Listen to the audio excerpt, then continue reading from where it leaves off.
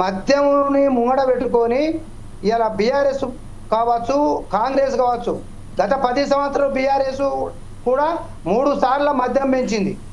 అంటే ఈ మద్యం పెంచి మధ్య రకపోళ్ళ ఒక కూలి వాళ్ళను, ఒక రైతులను, మామూలుగా బతికే వాళ్ళని అడ్డి ఇరిసేటట్టుగా చేసింది సార్. కాబట్టి దీనికి అంత కారణం ఏంటిదంటే ఉచిత పథకాలు, కేవలం ఉచిత పథకాల కొరకే, అధికారంలోకి రావడం కొరకే అప్పుడు అన్ని హామీలు ఇచ్చి ఆ హామీల ప్రకారంగా మనం అన్ని రకాల వాళ్ళను చేసి వీళ్ళు ఈ మధ్య రకం ఉన్న ఒక ప్రజలను మభ్యపెట్టి వాళ్ళకు మధ్య ధరలు పెంచుకుంటేనే ఈ ఆసరా పెన్షన్లు కావచ్చు, వికలాంగులు కావచ్చు, ఈ కళ్యాణ లక్ష్యం కావచ్చు, ఇవన్నీ ప్రతి ఒక్కటి ఈ మద్యం మీదనే. ఇంతకుముందు మన వెంకరెడ్డి డాక్టర్ గారు చెప్పినట్టుగా అసలు ఎన్టీ రామారావు అమలులో ఈ అంతకుముందున్న కాంగ్రెస్ ప్రభుత్వంలో మద్యం మీద 14,000 కోట్ల ఆదాయం అయితే ఇలా కొన్ని వేల లక్షల కోట్లకు మద్యం మీద ధర పెరిగింది. ఎందుకు పెరిగిందంటే ధర ఎక్కడైతే బడ్జెట్ లో బడ్జెట్ అవుతుందో, అప్పు ఉంటుందో అటు ఇటు చూసి ఈ రోజు మద్యం పెంచడానికి తయారు చేస్తున్నారు సారు. ఇప్పుడు ఆ రోజు కేసీఆర్ కావచ్చు, ఈ రోజున రేవంత్ రెడ్డి కావచ్చు, ఈ రెండే. ఎందుకంటే వీళ్ళు ఖచ్చితంగా మద్యములో వెనుకకొచ్చి ఎప్పుడైతే వాళ్ళు అధికారంలో రావడానికి అయితే వాళ్ళు అన్ని ఉచిత హామీలు ఇచ్చిండ్రో దాని వల్లనే వెళ్ళక ఇది మనకెందుకు కానీ మామూలు ప్రజల మీదనే వాళ్ళు తప్పకుండా ఈ యొక్క పని చేస్తున్నారు. కానీ ఎవరు ఏమైనప్పటికైనా ప్రజలకు తెలుస్తలేదు. ఎవరక్క లెక్కేసినట్టు ఒక క్వార్టర్ తాగితే ఇలా మామూలు క్వార్టర్ మధ్య రకపడి తాగితే 250 ఉండదు సార్.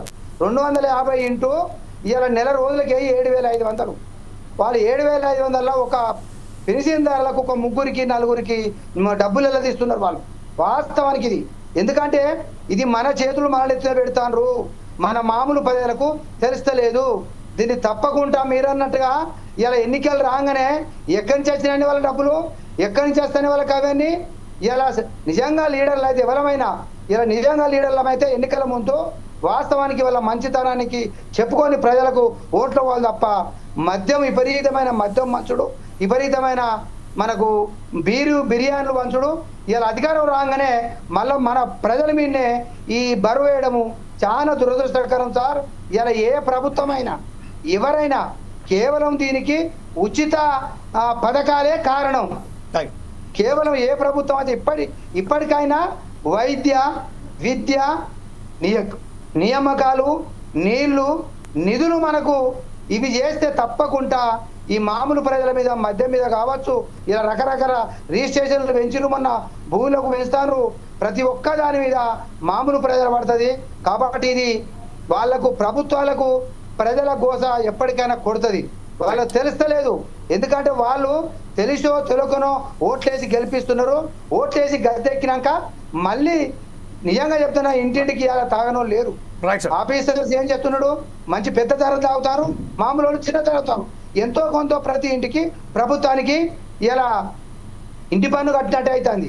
మనం ఇంట్లో ఉండి ఎట్లయితే ఇంటి పన్ను కడతామో ఇలా బ్రాండ్ షాపు ఎందుకండి వేలు పెట్టి బ్రాండ్ షాపులా కొన్ని వేలు పెట్టుతాడు, వాళ్ళకు లాభాలు లేకుండా చేస్తారా?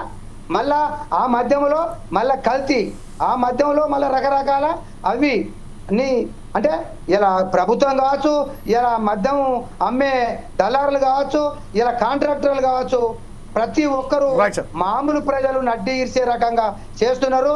దయచేసి నేను ప్రభుత్వానికి ఒకటే విన్నవిస్తాను, ఎట్టి పరిస్థితుల్లో మద్యానికి పెంచకుండా మీరు మామూలుగా సరే ఇలా తగ్గియాలంటే ఎన్టీ రామారావు అనే రాజకీయాలు ఇప్పటి వాళ్ళకు రాదు కావచ్చు, కానీ అసలు ఎవరైనా మద్య నిషేధం చేస్తేనే ఇలా ఒక్కొక్క ఆడవాళ్ళు ఏడుతారండి, అరికోస పడతారు. తాగుడు బానిస అయిందంటే ఇలా మరుగుమందు పెట్టినట్టు. మద్యం తాగినడుకో 90 తాగితే నెలకు మళ్ళీ కోట తాగుతాడు, ఆప తాగుతాడు. ఇలా ప్రతి ప్రజలు మధ్యలో 40-50 ఏళ్ళకు చనిపోతారు తాగి. అంటే డబ్బు నష్టమవుతుంది, కుటుంబం నష్టమవుతుంది, భార్య నష్టపోతుంది. ఇలా ప్రభుత్వం చేసే పనులు మామూలుగా 50-60% మామూలు ప్రజల నడ్డి విరిసేలాగా చేస్తాను సార్. అటువంటిది ఇలా మద్యం ఇలా పెంచడం వలన మా టిఆర్ఎస్ డి పక్షాన మేము తీవ్రంగా ఖండిస్తున్నాం.